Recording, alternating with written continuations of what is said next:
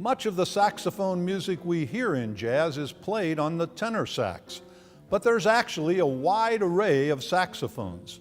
In this installment of Building Blocks of Jazz, Phil Dunlap and his guest Andy Ament discuss the history and the variety of this classic instrument.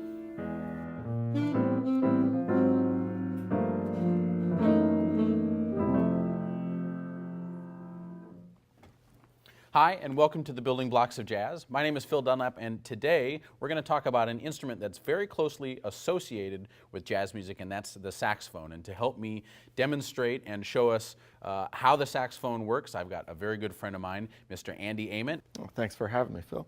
Andy, why don't you tell us a little bit about the history of the saxophone and kind of how it works? Well, the saxophone was developed by an instrument maker named Adolph Sax in the 1840s. And he was a woodwind player, and his goal was really to combine some of the sounds of the brass family with the playability of a woodwind instrument. So you bring up a good point. It's a woodwind instrument, but it's made out of metal. So what makes it a woodwind instrument? What makes it a woodwind instrument is one of these guys here. These are reeds, and these reeds are what make the sound of the saxophone. So actually the sound is generated by this piece of cane called a reed. Okay, and just like in a choir where we have very low and high voices like bass, baritone, alto, tenor, soprano, we have the same sort of organization with instruments and saxophones like we have here. What's that one that you have there?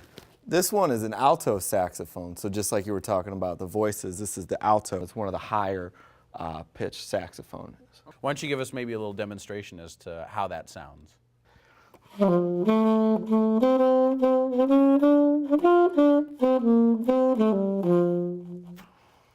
Andy, what are some famous jazz musicians on the alto saxophone? Well, probably the most famous jazz musician we look for on the alto saxophone is Charlie Parker, who is one of the most innovative jazz musicians. And of course from Kansas City, Missouri. Kansas City, Missouri, exactly. But there's also other famous alto saxophonists like Cannonball Adderley, and then Marshall Royal from the Count Basie Orchestra, and Johnny Hodges from the Duke Ellington Orchestra were all famous alto saxophonists. Andy, why don't you show us that second saxophone you have there? Well, this next saxophone I have is a tenor saxophone, which is the next lowest. So it's just a tad lower than the alto saxophone. Why don't you give us a demonstration as to how that sounds?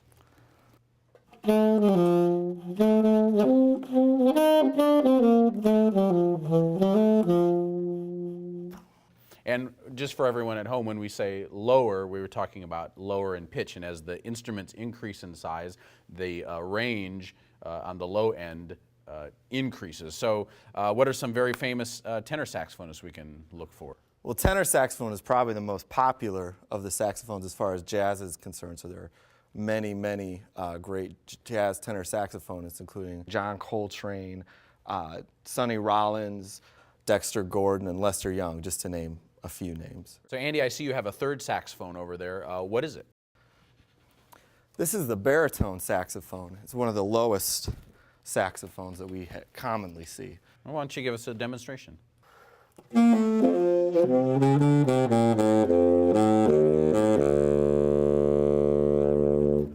Wow, it's got a great sound.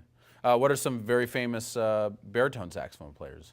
Well, probably the most famous baritone saxophonist was a man named Jerry Mulligan, who was very popular in the 50s. There's also musicians like Pepper Adams and Duke Ellington's baritone saxophonist, Harry Carney. Well, very good. Well, Andy, thanks for stopping by and showing us some of the ins and outs of the saxophones. And of course, these aren't the only saxophones.